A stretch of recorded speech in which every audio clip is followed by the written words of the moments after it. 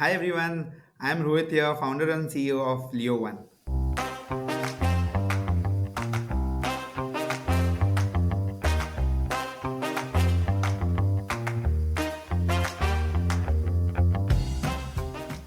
The best businesses are not built by perfectly executing a business plan, but rather by being agile and listening to the market and being willing to switch gears when needed. And the story of Leo 1 is the perfect example of this principle.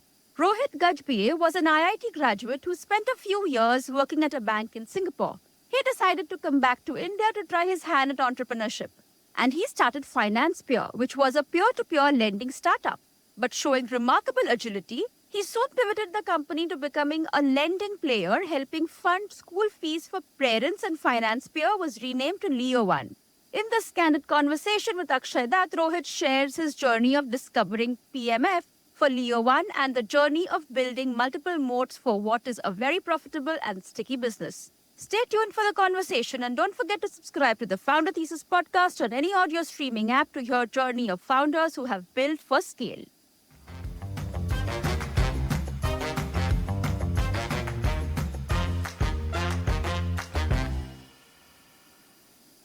We are an embedded finance stack for education ecosystem. So we have comprehensive financial solutions to solve for their core problems, which is essentially fee collection problems and liquidity problem for the parent to pay fees. So basically, we have multiple products embedded into one stack, right? We have not just lending, which we started with, but we have payment solutions, we have card solution. We convert ID cards into ID plus prepaid cards, so converting a campus to a cashless campus. And along with ERP, we offer this as a holistic solution to the institution so that it's not just solving their loan problems for parents, it is holistically solving their fee collection and liquidity problems for parents. Okay, okay, interesting.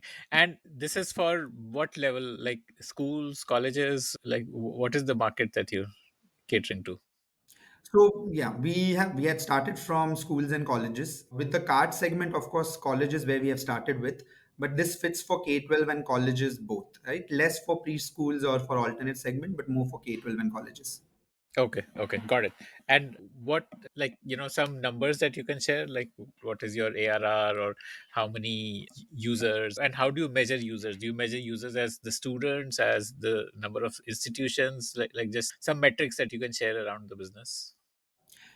Yeah, so see, basically how we have grown from the past 3 years, right? In our first year, we were working with around 24 schools. That time it was K-12 segment. And we did roughly around somewhere around 5 crores of disbursements in the first year. Because it was a lending product, so this 5 crores is what you financed parents to help them pay the fees. Yes, that year was completely into lending. So in the year two, from that we went to nearly around 450 institutions, just about touching 500. Increase our disbursements, so financing to around $10 million in year two, and then in year three, from there we went to around 2,600 plus institutions, and we have done $100 million of disbursement. Right? That was our last year. And this year again, we have paired up with around 11,000 plus institutions pan India, touching more than 5,000 plus pin codes already. And we are expecting that it may not be direct multiple, but at least 250, 300 mil that we may touch in terms of lending volumes, right?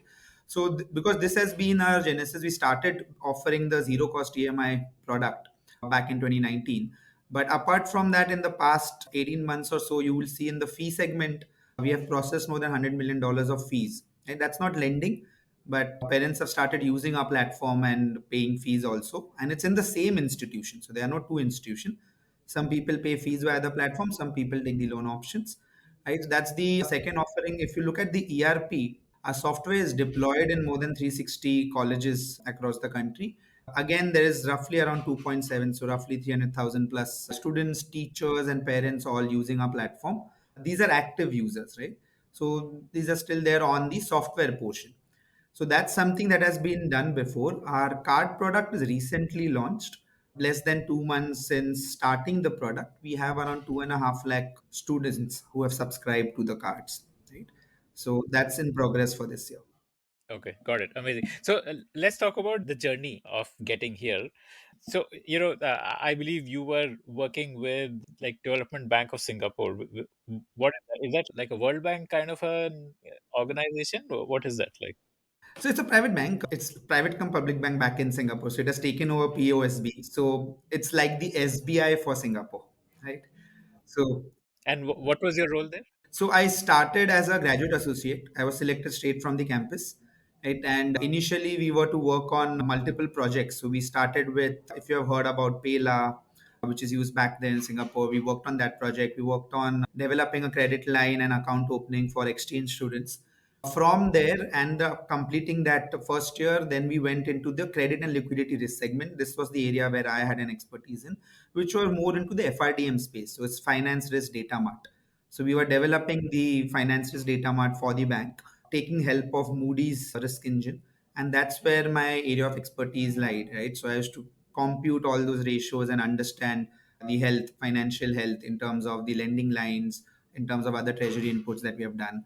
So all of this regulatory reporting was managed by my department. So I had that expertise first in DBS. Of course, then post DBS, I had gotten into a healthcare venture as well, very small, still like 9 months. We started a company called Forget to Remember. In India? That's what that was in India, but I was still working in DBS at that time. So I had not left my job. DBS was in Singapore. DBS was in Singapore. Healthcare actually was started from Singapore, working with the other fellow co-founders in India. And we had developed a concept of medical adherence for organ transplant patients.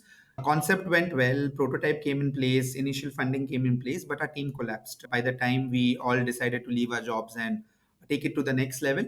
So that was my first failure. And obviously, healthcare wasn't my space. So the CEO of that company was someone else back in India. And what is this medical adherence? What does that mean? Like, there, a transplant patient needs to follow certain diet and exercise regimen, and then you build an app which sends him notifications and nudges. Was that what? I mean, I'm just guessing. But Exactly. Yeah. Yeah. You exactly captured. You create nudges for the family members along with the patient, right? And the doctor. So that the doctor and family members, you essentially tell them if something is not happening, right? Because here what happens, even if you miss a single medicine on time, basically the problems could get severe. And you even on cost structures, it could mean a lot for the family, right? So adherence means a lot in terms of the organ, kidney, liver transplant kind of major issues. So that wasn't my area of expertise, healthcare space. Of course, I was looking at the finance and tech piece for that entity. it doesn't sound like a large TAM for a product like this. I mean, how many people would be doing organ transplant? Like, No, there is essentially the idea is if you look at TAM in terms of number of people, or if you look at TAM in terms of the cost structures involved, right? So these are two different ways of looking at it. So if you actually look at organ transplant in terms of the cost structures involved, it's very heavy. And if developed nations, it's much, much larger as well, right? So even you don't really need to capture volumes of customers, but it matters in terms of the number of lives that you impact, right? So it was, but of course, the product that we have today, the TAM wasn't as big as what it is today, right? But of course, the ticket size also is way different from what it was in that segment versus this. so you left that company and it carried on, or the business shut down? Yeah, we actually sold it to the investor itself. He's just using the app and not running any other segments of the businesses. And as soon as I started, I know there are going to be challenges. We have to tackle it. I had a different learning in terms of team selection, right? And especially in terms when it comes to co-founders as well. You have to be very careful what you have to define upfront, right? First stint, a lot of learnings from it. And post that, I was working on the ideation, which became my second venture. What went wrong? What was you learning from it? Yes, so see how that company was formed. No? While I was back in DBS, there was a program called Stanford Ignite, Stanford GSB program only. So DBS has sponsored me as an entrepreneurship program into that. And as part of the program, we had multiple projects. One of the project was this project, right? And we then studied through this project, we pitched through this project, and we ended up. So those team members were my team members during the course as well. And post the course, we just took it a step forward, right? And the trouble was, of course, we were placed in different countries. You are not at the same location. We did expect a lot from the venture, right? We did get the first round of funds also, but knowing the founder in terms of the risk taking ability was not done before, because that 3 to 6 months was what we have spent with each other. That was the only time, right? And it was a shocking thing for me also that the other people who were so passionate about this suddenly start feeling a bit cautious in terms of the risk that they're taking, right? So that last mile that you have to cross, the other fellow founders could not. So that's when that was, but I accepted it. I'm still friends with them. And, it's a tough decision for everyone. So different learning for us. Okay. So then what led to it was you started by with the name of FinancePeer at that time. So tell me about that. The name FinancePeer because the first thing that we started with back in 2018 was peer-to-peer lending. Right? We were rather one of the first three ones to receive a P2P lending license as well. So we started a concept back then and it became very popular because there was a lot of reasons as to why I started P2P lending first. See, I was doing lending in a developed nation, so I knew how things are run and what digital lending means back there. And India, even if we had to say you're a digital bank and digital lending, all of it, we know the level of digitization that we can bring about in this process, right? So, it was very funny when I came back in India multiple times and I wanted to take a loan for my course. Probably my bank balance was larger than the loan, but it was in the NRI account or it was in my Singapore account. And the banking processes here would not lend me an amount where my savings is larger. So that was very funny, right? You have an NRI account sitting, but you just have such a rigid policy. So obviously borrowing was difficult. And from that day, I understood borrowing is not just difficult for people like us, but a lot of doctors, right? A lot of police officials, and there are n number of people I can say self-employed. A lot of those customers, new credit customers, a single mother. These are various cases where borrowing is very difficult, right? And if it is large amount of borrowing, because if you look at companies defaulting, it's large. In terms of personal loans, the default is not really affecting lenders that big, but it was very difficult. So that's something that I realized. And second thing is, of course, the interest that the person is making on an FD, right? They have an intent to contribute to the society, but it doesn't always have to be in the nature of donation, right? You can help each other and still make some interest out of it. So I just thought at that time this wasn't a regulated space. So, and when we started, there was no regulations here. P2P lending 2017 when we brainstormed and got all the things together. How did you find next set of co-founders for this peer-to-peer lending? Yeah, the next set of co-founders for me were from my own space. So they were my friends either in my college, right? So for example, The trust was already there. trust was there. The kind of work that we complement each other was already there because we did that before. So one of my founders was my batchmate in IIT. So I knew him pretty well and we did a lot of assignments, a lot of project work together. So I knew how we complement each other. Another of my co-founder was again in the same Stanford Ignite program. Then we were friends throughout after that. I knew what kind of developments he's capable of, what he has done. And the fourth one was my brother himself. So again, I knew his specialty.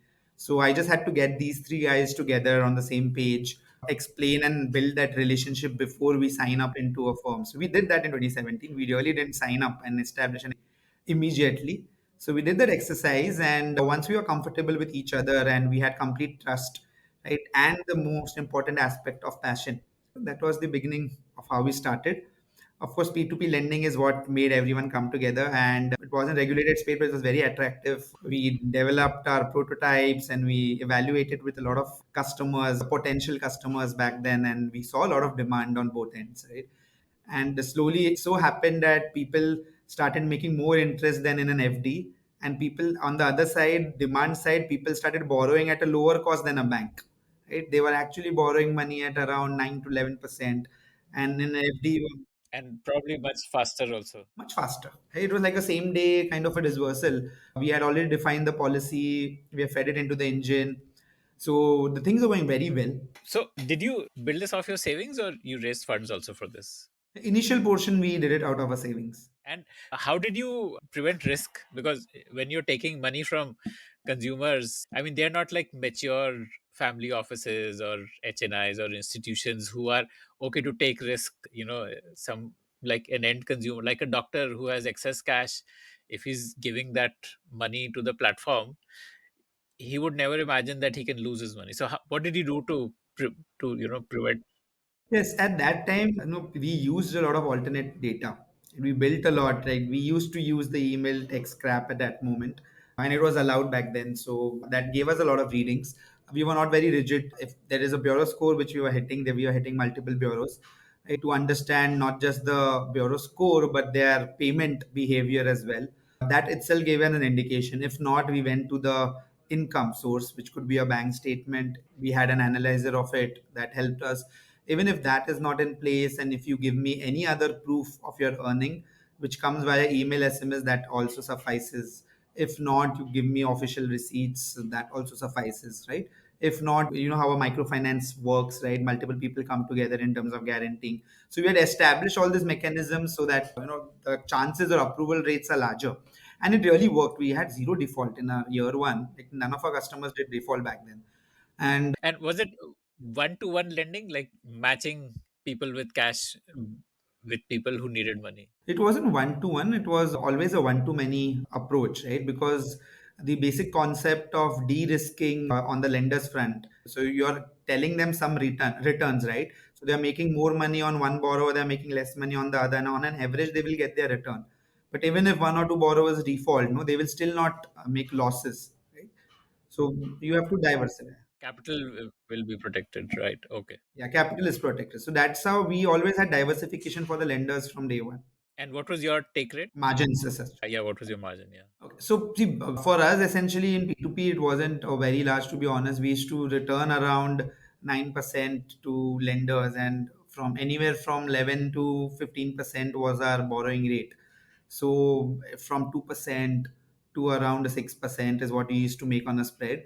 Again, that 11 to 15 bases your credit score, right? So if you're a very good customer, we'll only make 2% out of it. Okay, got it. Okay, got it. Okay. So yeah, year one went very well, zero losses. How much did you disperse in year one? In P2P, we started small. We overall in the entire year we did roughly around a 9 crores only. Right? So that wasn't a big number, but that was the first year, and the knowledge awareness was very low. People did not in India. The awareness was very low. Right? The concept did exist in the West when we did a competitive research, but in India it wasn't as popular. Right? But we had enough lenders through wealth partners who came on our platform, and we had enough borrowers who directly came or came through a lot of DSAs. And you were giving a margin to the DSA. Yes, there was a. If the DSA comes in, then there's a normal margin that they have to also make. But in that year one itself, more than 60% of the portfolio, to us, to my surprise as well, it was from education space. Right. And what I understood back then, the assumption that I went to before I went into the data was mostly this could be customers for the higher education space. Right? So it's either a post grad program or a study abroad program, etc. But most of them were actually from K-12 and UG. So people were taking loans of 1 lakh, of 2 lakh, and they were willing to pay 11, 12% kind of an interest on it. But they wanted to put their kids into those schools and colleges, right?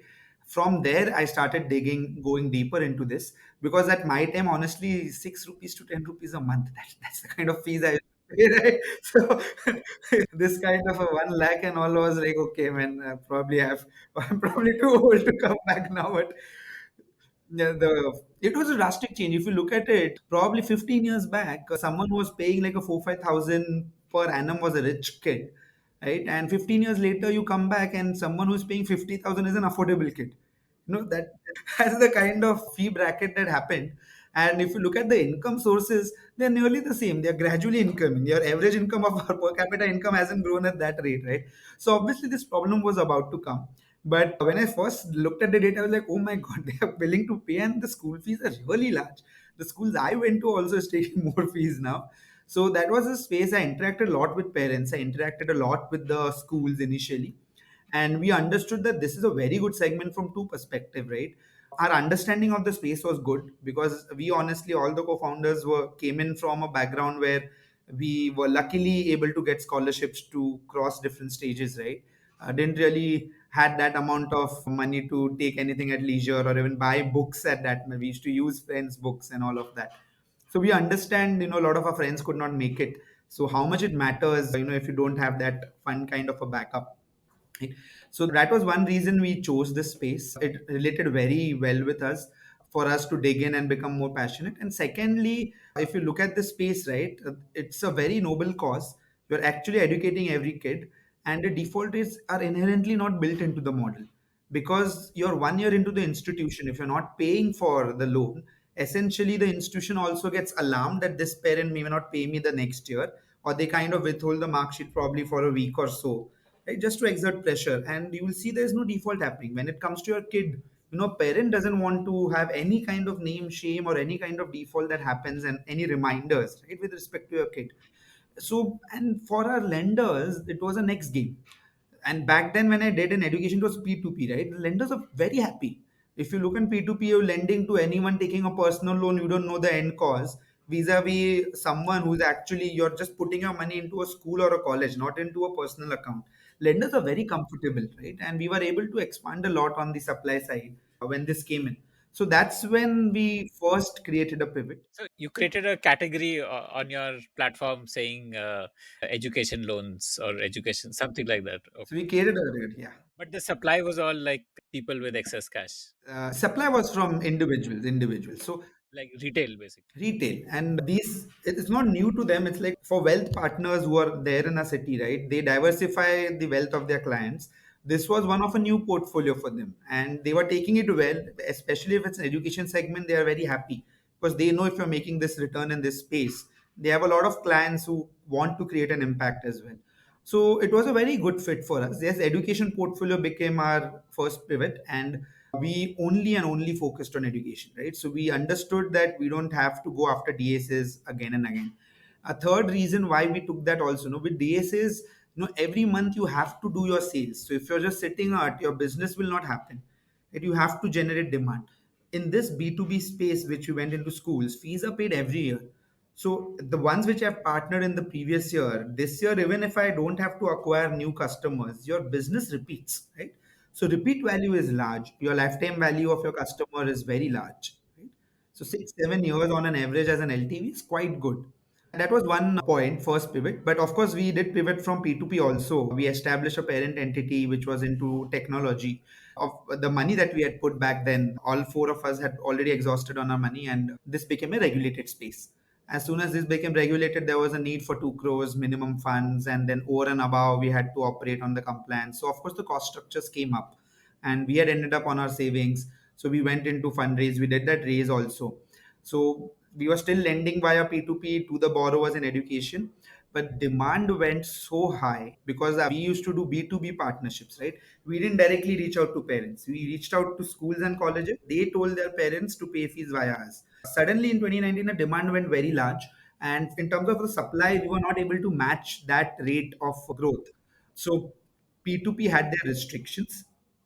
So P2P at that point in time, no, they, after being regulated, every individual cannot put more than 10 lakhs, and then the restrictions started coming in terms of the amount, right? So for us, we had to choose between the two. Either we focus a lot on the demand and solve this education fee as a problem, or we focus a lot on supply, right? But at one point in time, we could not do both the things. So we decided we'll focus a lot on the demand and we'll solve for that education fee problem. Whereas with respect to supply, what we have is good, but what we can do is we can start integrating with NBFCs and banks and then use their books to lend to the customers. So we started doing integration piece. That's where our tech entity was born. And the tech entity then integrated with other lenders, NBFCs and banks, and it integrated with our own P2P also as one of the lender. So our lending became not only from P2P but from other lending options. The supply automatically increased, so we didn't have to work on a day-to-day basis. And then we focused on getting into the demand space and understanding this space better. When did you do the NBFC tie-ups? In 2019, so 2018, we were only doing P2P. And from 2019, between somewhere from Feb to May, where our demand suddenly increased a lot, that's the time, I think around after May, we started going to NBFCs and we partnered with them and then we started matching the supply. And when did you raise your first round? It started back in Feb and March, and by around May to June that year, right, we were able to pick up. Okay, okay. So almost immediately after raising the first round, you started the NBFCs, and this must have been your peak season, right? Because generally March, April is where you have to pay your school fees. Yes, it was at, because first year we majorly worked with K-12. From second year, that bias towards fee cycle went away because of various other reasons like colleges and new admissions and all of it. But in year one, we were majorly working with K-12. So that April till July was kind of a peak. So a couple of how did you raise funds? Like any any tips from there? Like in terms of Was it that the business was doing so well that it wasn't a struggle, or did you have to struggle? And how did you crack your NBFC deals? How did you crack the institution tie-ups, the school tie-ups? Our model was definitely good. Our LTV repeat values were all good, and but we hadn't done enough in terms of the seed stage, right? We had to go to angels first. So we understood when we had to raise our first round. First thing, a season was in place, so we need to raise it quickly. So had we gone via a traditional raising route, it would have taken us probably 9 months or so to end, 6 to 9 months to close, right? So we went by the angel route. We spoke to a lot of angel companies, a lot of angel investors who we met in the Stanford program as well. And from there, we could pick up, right? But again, it wasn't that I had a conversation once. I kind of, probably not even exaggerating, I would say more than 120, 130 pitches minimum that I did to get my first angel on board. And I changed a lot of the deck, right? Because they used to give a lot of feedback, and a lot of the business model was also, enhanced after receiving the investor feedback and how they look at the models as well. So that happened, got in the first check, and as soon as you get the first check, the next check quickly follows, right? So it's always that ways. So Because there's validation then that someone is putting in money. there's validation. If someone is putting as a chunk, you get a lead, and then it was done through an angel round for us. And the other angels, they are all in conversation. But as soon as they saw the first term sheet and money coming in, then we were always oversubscribed. So first round also we had to give it a stop, and then we went ahead from it. Okay, amazing. Okay. And how did you crack the institution tie-up, the school tie-up? School tab was a very interesting way, that very different from NBFCs, right? For NBFCs, we use our investors to talk to them, right? And try and get the first partner, use the first partner to get the second partner, go one to one, because we didn't need a lot of NBFCs, right? Even two would suffice. And these were like new age NBFCs or like traditional? New age. They are smaller new age NBFCs, but smaller book size, right? But they are willing to do this, they're willing to explore. And we were very clear. Of course, we go to a larger one, they want to see a lot of history, and it's a classic chicken egg problem. So you had to approach someone for whom even a 1 or 5 crores per month makes some difference, right? So we approached those NBFCs first, gotten a few. And on the school side, we had a very different approach of going. Of course, we didn't want to do a feet on street method, which would be capital intensive as well. So how should we go about it? So what we did was we created a network called Channel Partner Network. So a lot of people now use the same coin, the same word, but essentially people who know the trustees of institution, because we want to go top down. It's a financial decision. Principal won't be able to take that decision. It's the trustee who is able to bring that into picture. So bottoms up, knocking the doors of a school, talking to admin principal, that's a longer way, capital intensive. We needed people who can influence or who are directly connected to the school owner, the trustee. If there's disbursement happening in that school, I do a rev share with the channel partner. So we started a channel partner network who are prima facie some of the school owners themselves. They were chartered accountants, they were ex bankers, there were some celebrities, and there were many people who knew the owners closely. And as soon as we pitched the product, they were like, yes, this is a problem, I know it very well, I will give you this, give me this rev share. And we started establishing that. In the first year itself, we had around more than 70, 75 of channel partners, pan India basis. And these were the partners who spoke to institutions for us. They kind of did the first work, and then we kind of came into in the closer conversations. That's how we increased. But how did you identify the? I mean, you can't run a Facebook campaign to find such channel partners. How did you identify and reach out? So it was more an organic play, right? So first institution for us was Masuri International back in Masuri, Dehradun, Masuri. Once we had that institution, we went into common forums in that city, and we got hold of other owners. Then the city had small media channels. Then we spoke to them. This is happening in the school, and we used them to get to other players. Right? That was one area that we did. Then through investors, we reached out through a few CAs and ex bankers, because investors always had their own bankers and chartered accountants, and they got us a few schools. So what we did from this, we then reached out to school owners and we told them, you get us this, and then we will have this structure with you. We will kind of recover the subvention cost only if you refer to another institution. So we started a referral program, but very close nexus with school owners, chartered accountants, and ex bankers. That's how we started. And then the CA network started connecting us to more and more people who were not the school owners, but they became a channel partner again. Right? So this is how it started to spread. I think the one big learning from this is how getting angel investors in early can really give you a leg up, like in terms of how they unlocked so many opportunities for you. Absolutely. I had always believed with respect to investment is not just the money, because I'm not like a repeat founder when I wanted to start this, right? So obviously, with the money, if the network comes in, it will solve for the chicken egg issues. So the person has to play a role. And in all my investor conversation, I'd always been clear with them, even with the institutions today. I'd always spoken, there is something, and that is why I'm with you. So it has to be that you also play a role apart from the monetary support there, right? What's a good playbook for reaching out to angels? Did you use LinkedIn messages, or did you ask for referrals and use your network? Or Yeah, so there is no hard and fast playbook when it comes to a perspective. Also, everyone can do it their own way. They have to have enough confidence in doing so, because few conversations can change the entire landscape for you. A first few conversations, right? If the other person believes you in the first few conversation, you will kind of explode on the network that can be built up on it, right? So your pitch matters. But the way I built up was, of course, I had my IIT connects, so the IT alum network, which I utilized, and these guys were connected to a lot of funds, a lot of angels. Some of them were the angels themselves, the seniors. They had enough money. They were working abroad, so I used them. Right, that was one area. Then I reached out to other like Indian Angel Network and Mumbai Angels, then Angel Bay. So I basically reached out to them because they made us talk to a lot of other angels like DevX and others. So there were few which I knew were around, and I started speaking to them. They started arranging the calls for us. That's the network. I think the IIT alum network and this one helped us a lot. Even before we went to any investment banker, actually, the first stage was only through these kind of an angel network and a few networking sessions that I had been part of before.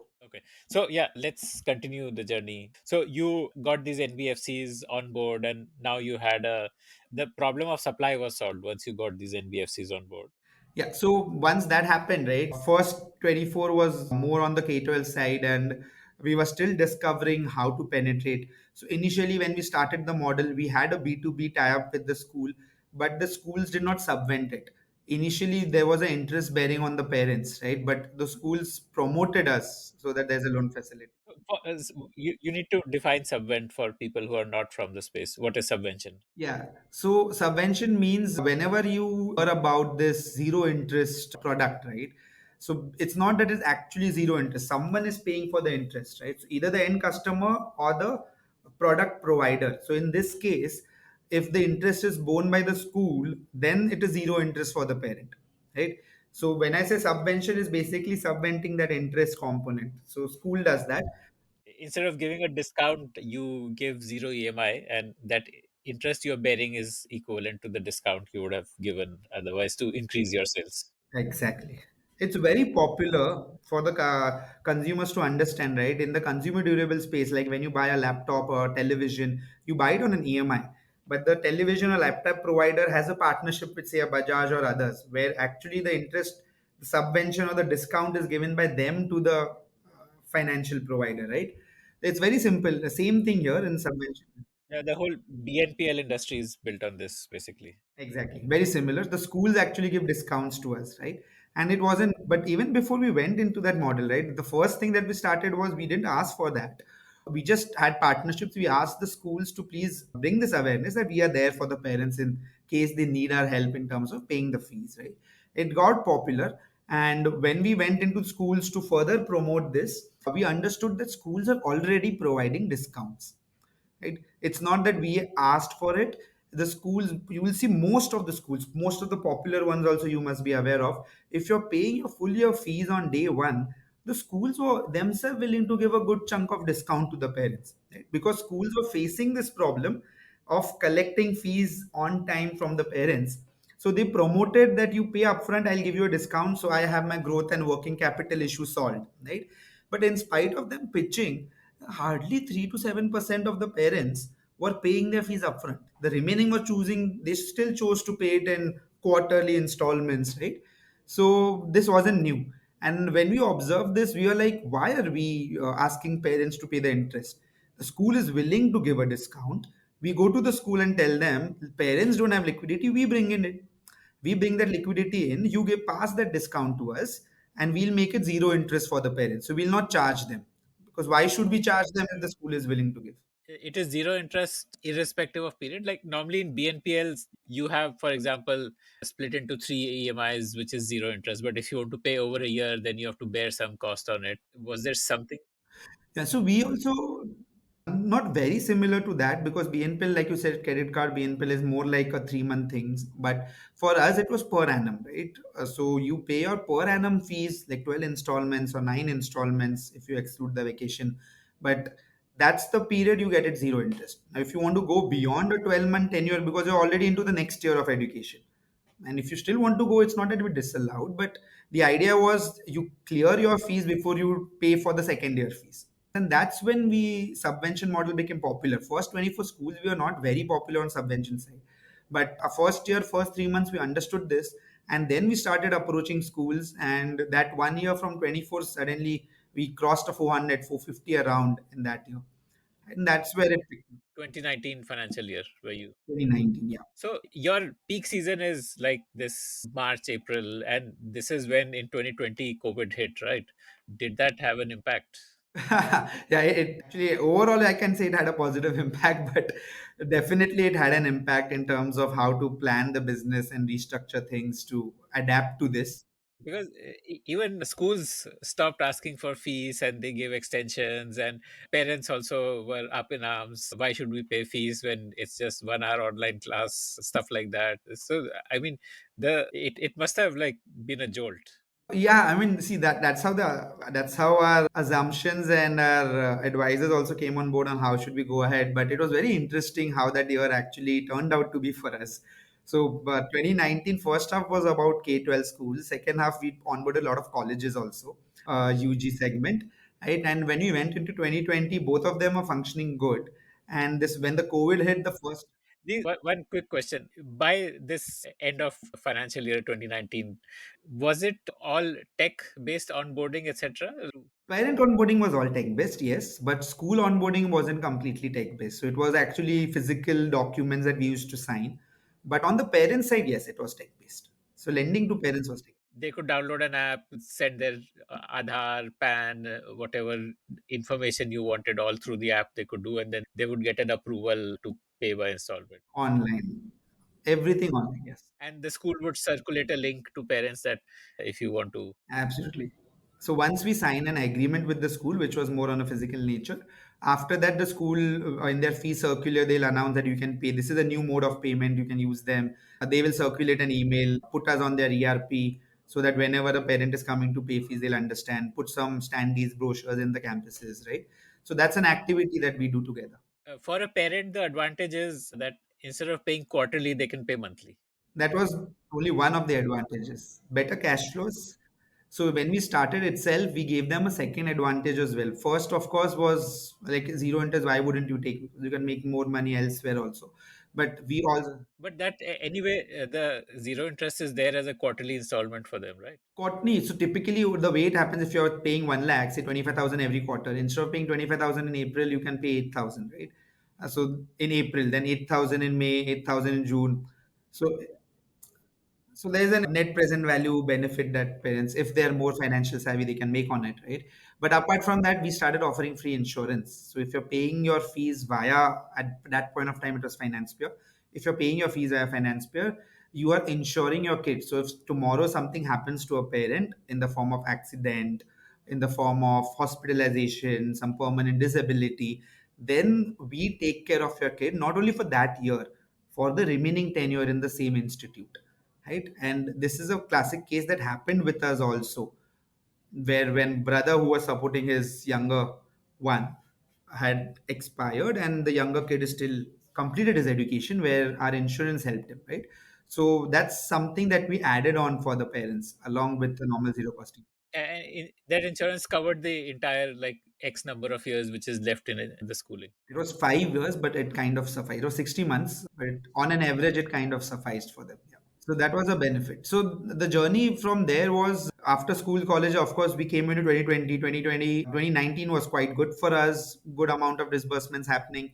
We onboarded a lot of colleges which we were supposed to serve in 2020. So we are very excited about it. And then COVID happened, of course. The first thing, even before you go into business, of course, COVID, what it did to us was everyone went into replanning. We had term sheet committed of nearly 1.5 mil at that point in time, which was big amount for us that time. And that term sheet, first one, could not go through because COVID hit and their liquidity came into a problem. The second term sheet, again, we signed one investor taking the full round. And because of COVID, the same issue, he's postponed it from the month of Feb till the month of May. And we still did not receive the money in May. But he was still committed to it, but we had to move on. So we had to terminate the term sheet. How much runway did you have at that time? 3 months. 3 months. After May, we had 3 more months. A very delicate situation. And that point in time, of course, the advice given to us by a lot of investors and advisors back in then was to, manage cash flows, go through this reduction exercise, save money and extend your runway. But, it was also a critical time for us, a second year, and it was a good scale. Our previous year schools needed us more today than the last year, and opportunity was big. If you look at the opportunity during COVID, schools were not able to collect fees, right? And parents, it wasn't just the liquidity problem. Parents had a liquidity issue because they knew that if they're not going to office, anything could happen with their jobs. Secondly, Right. A lot of people received pay cuts and got laid off. And exactly. There's a lot of pay cuts. So the need for money for parents was more, for schools was more. And parents always told the school that I will pay in as many installments because I don't know if you are going to stay or no. Right. So the need for installment was very large. So the way we looked, the founders looked at this like a big opportunity because our product is now more needed than before. But of course, we had some riff with our investor advisors back then that, instead of letting go, we should actually take a stand and just go ahead, trust our business model, and then just go aggressive. So instead of reducing the cost and all of it, we actually ended up increasing. We took a debt to extend it by another couple of months. And initially, before the debt, we reduced our runway from 3 months to 1 month, right? And it was a big thing that we did. what did you spend on? Acquisition. So the school acquisition, right? So we rather expanded the team. We didn't go through any single cut, right? We went with a normal increment cycle, proper increments, no cuts, more people hired. And, it would look absurd, but it did wonders. From no one had achieved 1,000 institution partnership before that, right? That 400 plus, we went to 2,000 plus institutions in that single year. That's the number of partnerships that suddenly $10 million of disbursements happened. Revenue started coming in. This became super attractive to every investor. Everyone wanted to reinvest in this model. That year changed it, right? And if today, if you look at it, everyone goes in the school financing space. But that was the year which defined it. Everyone went on back foot, but we really took it very aggressively. And today, all other players who initially didn't want to enter the space, you will see many players entering this space, right? So that is the year which actually created 2020.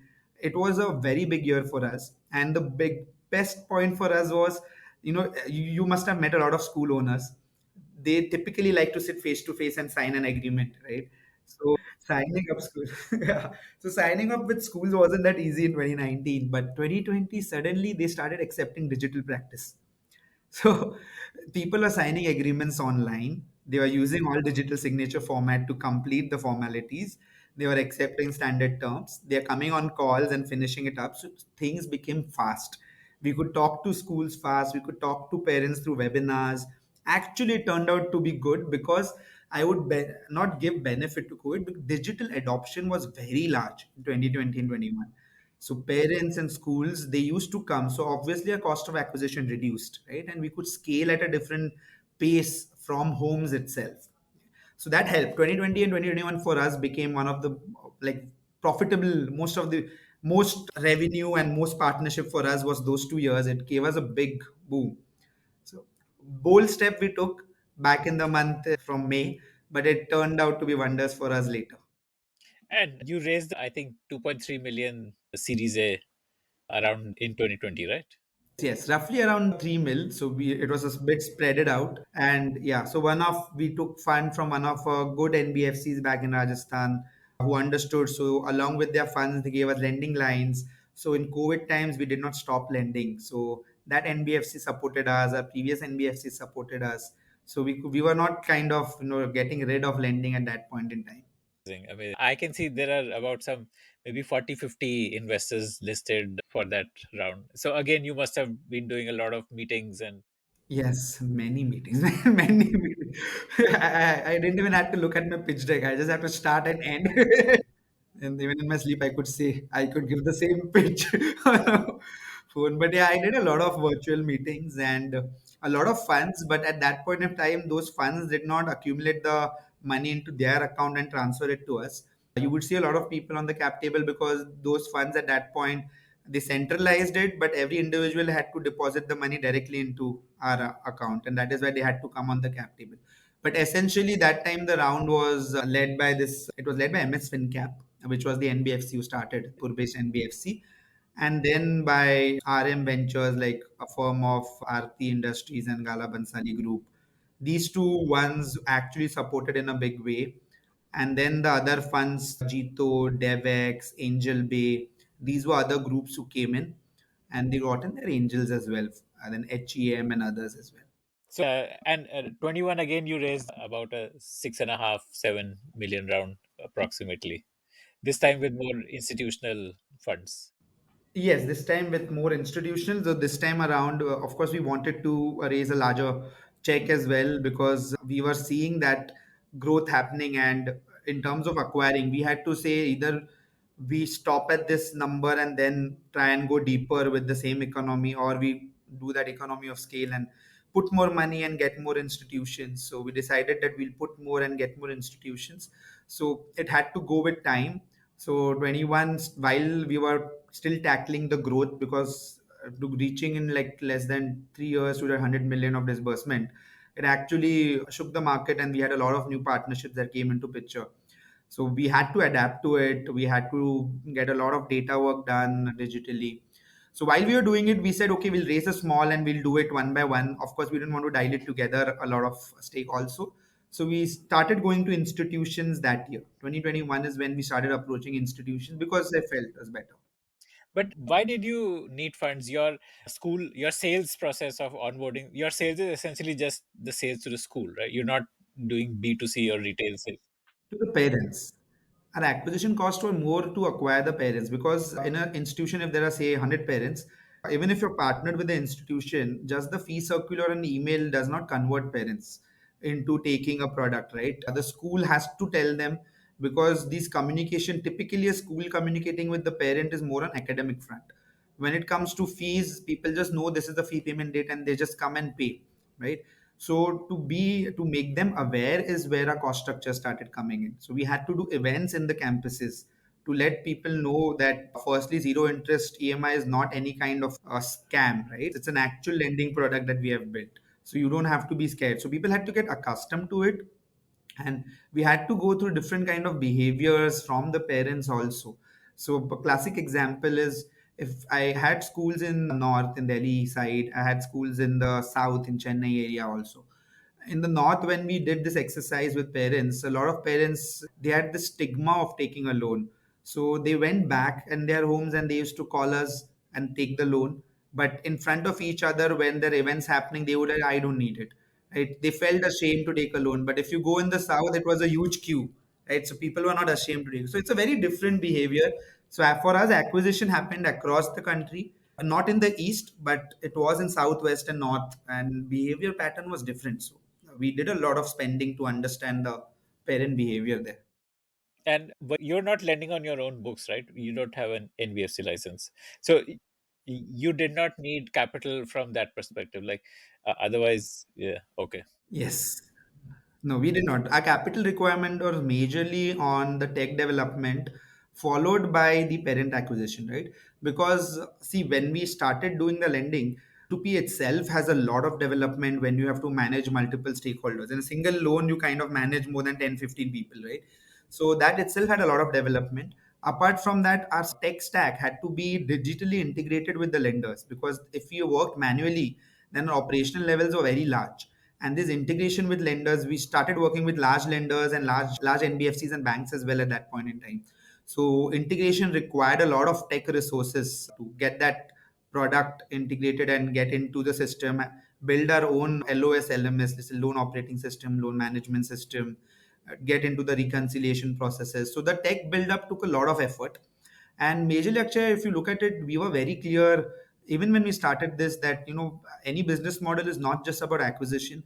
It has to have a retention and engagement perspective to it. So we always went with this ARE approach, right? Our approach, where retention engagement products were being built. Now this was R&D for us, which today you look at it as payment platform, as cards platform, as ERP. This is not built overnight, like 2 months, 3 months. We knew we had to build this.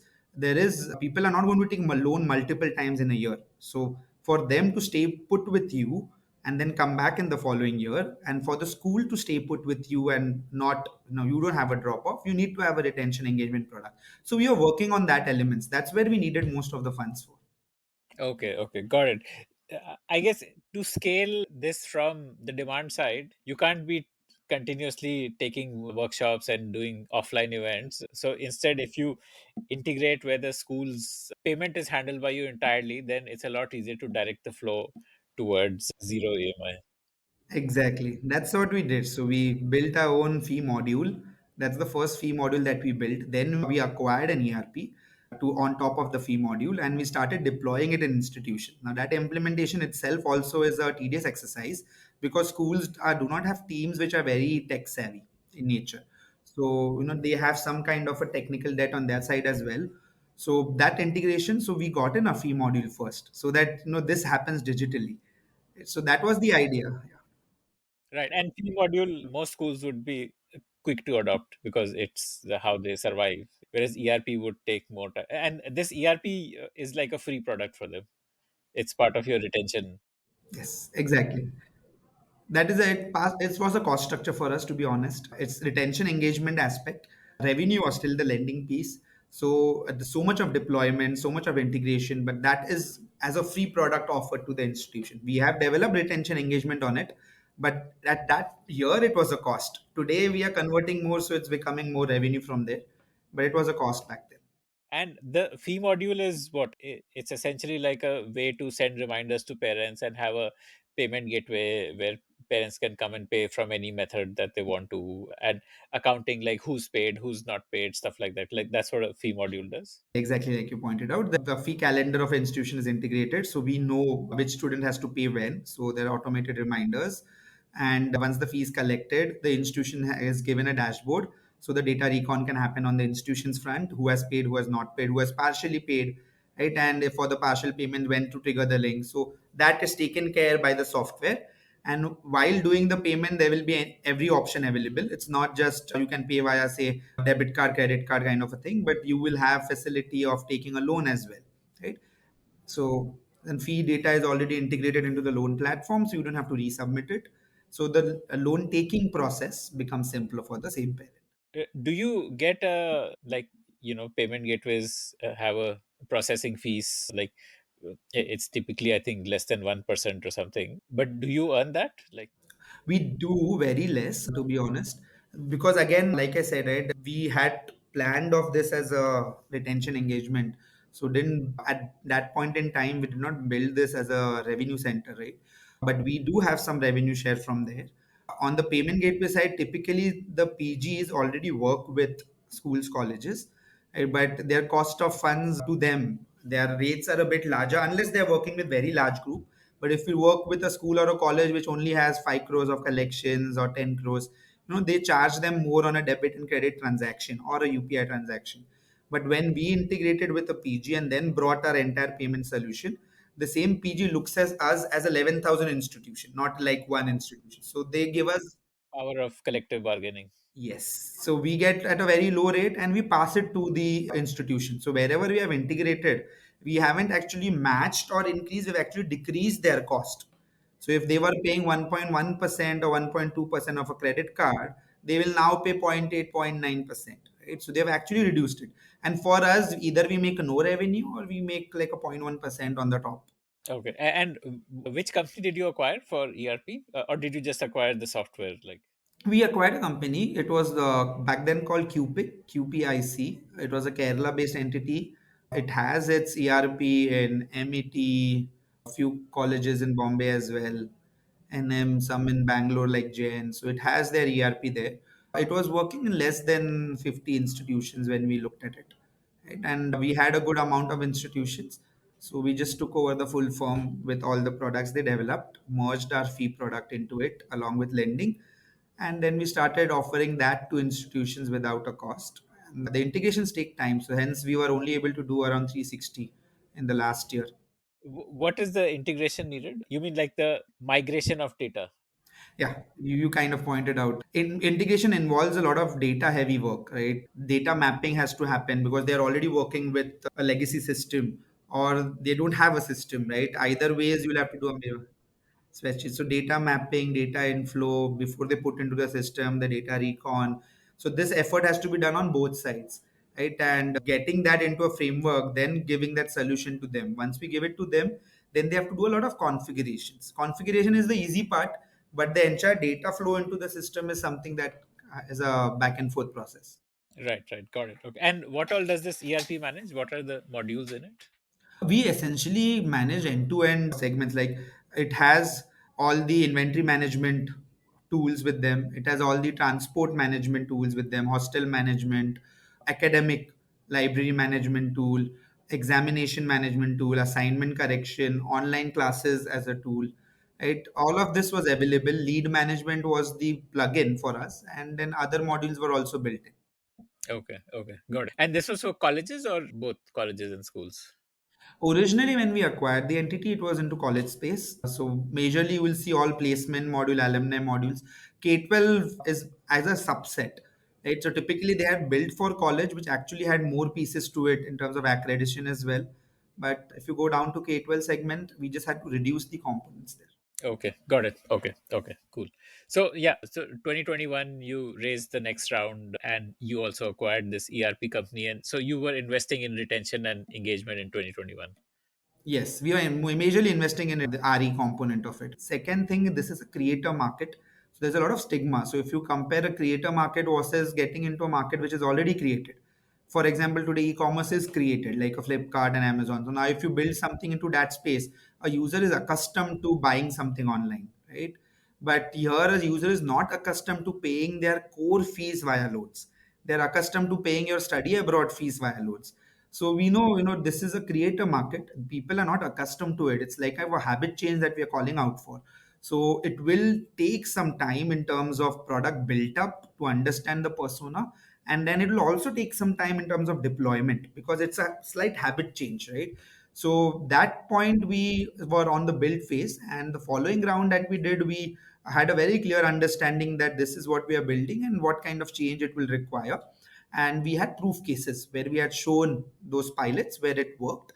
But to scale it up, you can't take these products on a larger groups. And once we started working on that, then we started expanding on the school partnerships, right? So we went very aggressively, not only focusing on Mumbai, Pune, or Dehradun. Dehradun was the first market, right? We started very extensively in the Hyderabad, Telangana segment, AP segment. Then we went to the Rajasthan segment. Then we went into a lot into the north. Eastern, we slowly started. Eastern segment, we initially avoided because it was a credit negative zones. But this time we had more, I would say, more grip on the supply side as well, on the policy side, on how the parent behavior happens. We always had a default rate of less than 1.5, 0.7% kind of a default rate. So we know this could be managed well. So we focused a lot on institution partnerships first, stage one, then go into lending, stage two, and then you get all your RE products into the same institution, right? So our cap was initially go and increase the top of the funnel. So 21 was top of the funnel year. 22 for us was not top of the funnel year. 22 was different. We had already scaled our funnel.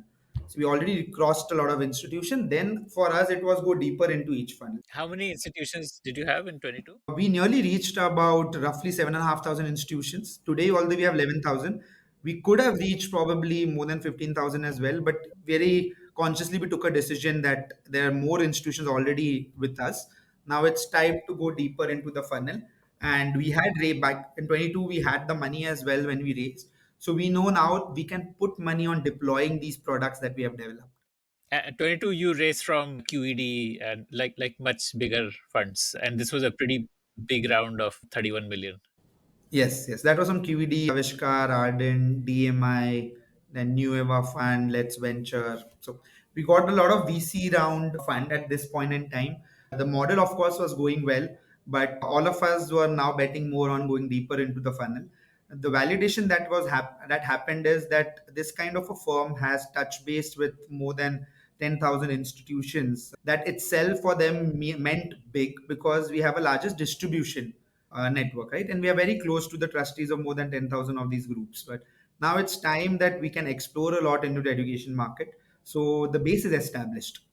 So now this fund is actually going into deployment. Like even if you do the card deployment, for example, that itself has a card printing cost, a KYC cost. So there is a upfront capital you have to give. Then the card goes into a student's hand, and then you get your revenue back from the school. So there is a capital requirement there.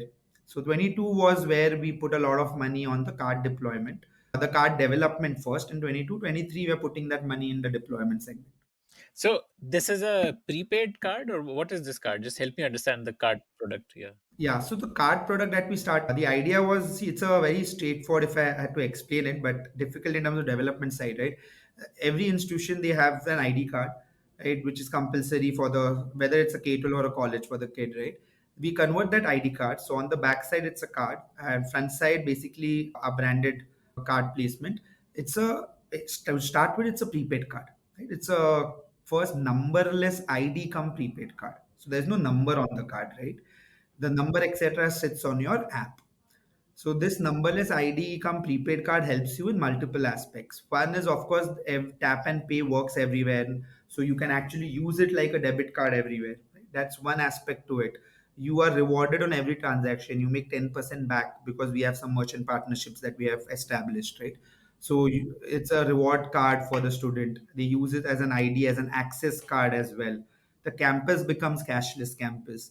The owner starts understanding that my school not only collects 5 crores, but I am a school whose gross fee value, like Amazon puts it, right, is like 15 crores, 20 crores, right? So because of that, the bank looks at the school differently, right? So, and if you start paying your fees via the card, then there you get more rewards. If you pay on time via the card, so on time fee payment improves. Right? So these are certain benefits that you get. You can use the same card on travel in metros as well. So it's a single smart ID card which is established for the student. The big portion that we did on the card was we got in financial literacy into it. Right? So NEP, which is that National Education Policy, it clearly stated that you would have to now build financial literacy into your courses, right? And colleges are already working on it. Now, if they develop these courses, if they develop an infrastructure like card infrastructure to teach them, it is going to take them 2 3 years with crores of rupees as a spend. Today, without having this upfront spend and time, they get it as a plug and play. So in financial literacy, we have developed our own courses. You will get to go through, you understand what money transaction, what a loan transaction is, what investments is all about. So you will get all those courses also available along with your card. So that's something that we developed in the last year. Okay. So students download, like, say, an Amity app, or they download a FinancePeer or a LEO1 app for this literacy? Leo, so the way we have, it's a institution branded app for the students. So they download a Leo1 app, and if after downloading a Leo1 app, they select their institution, right? Typically, they don't even have to do that because it's a B2B partnership. So if there is a college which already uses our cards, the data is already plugged into the institution dashboard, and when the link goes to the student, right? The student downloads the app from the link, then the institution is already identified. So essentially, when they open the Leo1 app, they will see institution branding on the app. Okay. Okay. Okay. Got it. Got it. Okay. And this was prepaid card. So that amount in the card, is that a loan from you, or is it like parents transferring money? Okay. Parents load it, right? So basically, it's good because the first thing parents can track, it's not tracking every transaction, but essentially, if the kid runs out of out of money in terms of cash, you can top it up from anywhere. Second is if you don't want the card to be used at a bar or at somewhere, you can put those MCC restrictions and all of it, right? So if you want it to be used within the campus, so all of that could be enabled. So that is why it's a secure card for the student, right? So parents don't prefer always giving their own credit cards and open debit cards with all their balances, right? So they can give that to them, right? And then the students can start. And parents can also download the app to see transaction history and things like that. They can. Transaction history is available, spend analyzer is available. So kid gets to learn all of this, right? So it's a basically my time I didn't have all of this. So later in my college time, I actually realized how to do a banking transaction. Right? But nowadays kids can do it with these kind of systems coming in. Kids can do it in their schooling days as well. And this would need to be with a bank, right? You would need a bank partnership to issue a card. So, which bank are you doing? Yes. We currently work with NSDL. So NSDL Payments Bank. So that's who we work with at the moment. We have a few other banking partners also, but we have already gone live with NSDL today. So it's NSDL and Mastercard, NSDL and Visa as an. And there is a merchant discount rate. So, you earn something in that, like a few basis points would come to you, like some sharing. Yeah, yes, of course. There's an interchange income, so there's some sharing that we have with the banks there. Yeah. And how many cards have been issued so far?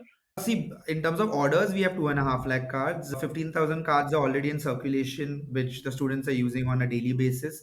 Probably by September, you would see around 2 lakh cards in circulation. Because I guess July, August is when the colleges start. So, that's when you would ship. Yeah, exactly. So July to September is when I'm looking at in actual circulation because orders are there, but the card distribution as an ID would happen back because we have done this majorly in the college space to start with on the card side. Yeah, obviously. I mean, before that, they don't really need a debit card. And so a college ID card is now replaced with this. So every enrollment a college has, you get an order for it and you send them. And do you charge for this, like a one-time fees? See, that pricing model is still under testing, but initially we did not charge. The demand was too large to handle. Then we started charging them. It's roughly priced at around 299 rupees. The card is priced at that's roughly around 300. There's still enough demand to take the cards at that price, right? Now the idea is we are trying to go through the rollout process and understand our own implementation timelines and how much we can handle as a team in terms of deploying it. Then we look at it in terms of demand supply match, right? But at the moment, yes, we charge. It's roughly at around 300 rupees per student. Okay, amazing. So we are now at the present. Let's talk a little on what's on the future. What do you expect will be your dispersal this financial year? See, this I would say right now we are focusing as going deeper into the funnel. So it may not go from 100 to a 500 mil kind of a dispersal. I would say roughly it would still stay around a 200 to 50 mil kind of a dispersal, right? With respect to the payments, we would $500 million of payments happening through our fee module. And in terms of ERP, of course, the consumption right now, 3 lakh students are kind of using it. Roughly, it would be 7 to 8 lakhs, right? A major focus on the payments and cards that will enrich, right? And of course there would be inherent lending happening through the mechanisms of payments and cards, which I'm not accounting at the phase because like I said, it's a learning phase for us. Let us go through the implementation and understand more about this, before trying to put in large numbers on this. How would lending happen through cards? The card is being spent by the student, right? Like, how would you do? Like, Lead gen, no. So basically, the idea is just like a fee module acts kind of a lead gen for you. ERP acts like a lead gen for you, and the cards would also act like a lead gen for you, right? How much of that lead gen, how much is the conversion value, etc. That's early for us to comment on it, but definitely it acts like a lead gen. says a student wants to buy a mobile phone using that card, so he would get a BNPL option there. Is that what you're thinking of? He'll apply for a loan. He can't use the card as a credit card, but he can apply for a loan. And pay through the card for the installments. Okay, okay, amazing. So now you're entering into Bajaj Finance territory also now. Amazing. Aren't they doing pretty well in the consumer durable? So we should all learn from the biggies always, right? So yeah, they're doing pretty well in the consumer market. And your margin is still around 3%. You told me in the early days the margin was around 3% on the amount disbursed. P2P side goes from like 2% to 6% kind of a spread, right? Margin, yes, it started with 3 on a non P2P segment, but it goes up. So it's above a 4 today. It goes up because your cost of finance comes down every year, because your portfolio performs good. And that's how the economies are working, right? Okay. And what is your NPA rate? At the moment, it was around 0.5, 0.7%, but if you include the full book till today, it's around a 1%, 1.1%. No written off there, but by the end of the year, a lot of loans will get cleared. It'll come down to 0.5, 0.7%. But it hovers around a zero point 0.7 to 1% on an average. And how does this compare with the general retail lending or BNPL? What's the way to look at this number? No, this is an excellent number, because I have the number that I've given you is including the COVID cycle, right? The COVID cycle, people have seen double digit default happening, like 15%, 18%, 12% kind of thing. We never went there. We never went to that kind of a spread because we stuck to a single model in education space, right? So compared to that, it's pretty good. Even a personal loan kind of performs at a higher default rate than we are operating at the moment, right? So that's it's actually performing good, and inherently it had to, since you are going into a formal market and you know that the course tenure is there and the kid has to take your loan again in the following year.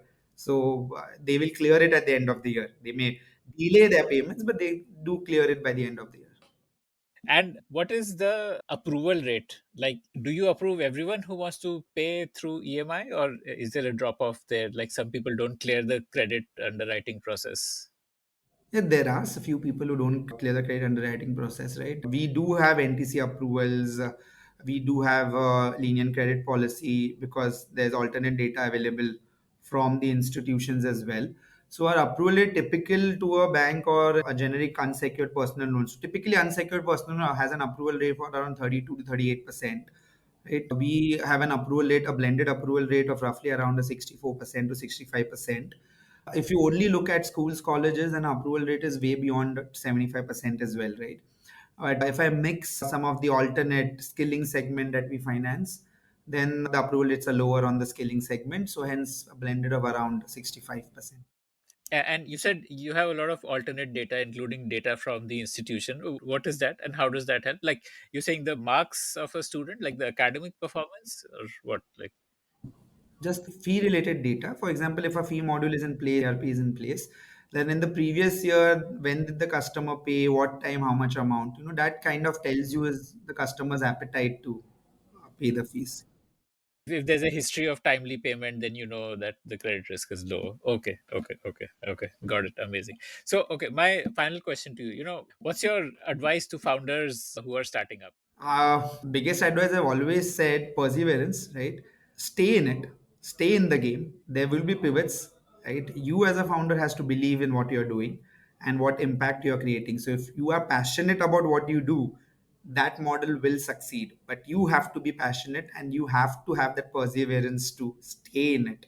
Right? That's very important for every founder, right? If I had to be a single advice, that would be on priority one for me, because I've seen this in the past. A lot of people say out of 100 startups, 99 fail and 98 fail. But a lot of them don't know that out of the 99, many people fail in the first year itself because they just try, sell nahi hua to chhod do. They don't want to take it ahead, right? And people typically, startups who have been in the space for like 3, 4, 5 years, you will see most of them will make it big, right? Because they've stayed put, they have learned a lot from the market, maybe in the harder way, but they have. So being in the game is a very important aspect of being a founder. So that perseverance has to be there. What about org building? What's your headcount today? Right now, we have less than 200 people, just around the 150 kind of a mark, right? But building is very difficult, to be honest, and there is no hard and fast rule about it. It always goes by need of the hour. What I would suggest to founders, and I've also learned it the harder way as well, try and have someone, whoever you're hiring, do not haphazardly hire. You probably can go a bit slow, right? And if you really want to go fast, you can do it on contract staff as well. But if you're hiring someone, take someone who's an asset to the company. That's point one. Even if you go down to zero ref, that person should be an asset to the company. Second one, always try and hire someone who is better than you, right? Don't try to hire someone who will just listen to your orders, right? So take people who can be better than you. That's, these two are very important. So you just get your right person at the right place, right? And try to keep as lean a org chart as possible. What do you mean by this? Like in terms of hierarchy, like telling people you are below him? Is that what you mean by this? Or Not like exactly below him, but typically what happens for early stage companies as well, right? When you're building your company, you don't have enough funds to hire experienced folk. And as you grow, you have higher experienced folks as well. But the earlier staff doesn't find it easy to report to an experienced folk, right? So as you're building your company with more funds that you have, no, you may have junior people, but junior, you don't want to hurt the junior people, or you may have a senior people reporting to a junior people, a junior person, right? That becomes a very different graph, because see, it's not a lot of money I have on day one and I build a company. Initially, you will have a lot of people who are passionate and support you. And sometimes seniors join and they report to junior staff who has worked with you for a longer time, right? Those dynamics are not very easy. So when you're developing an org chart, an org chart always evolves every year for a startup. You don't have to really look for like making everyone in the org chart happy per se, because obviously there would be some risks, but it's better you take it than delay it, because internal noises increase a lot if you don't have the right org chart in place.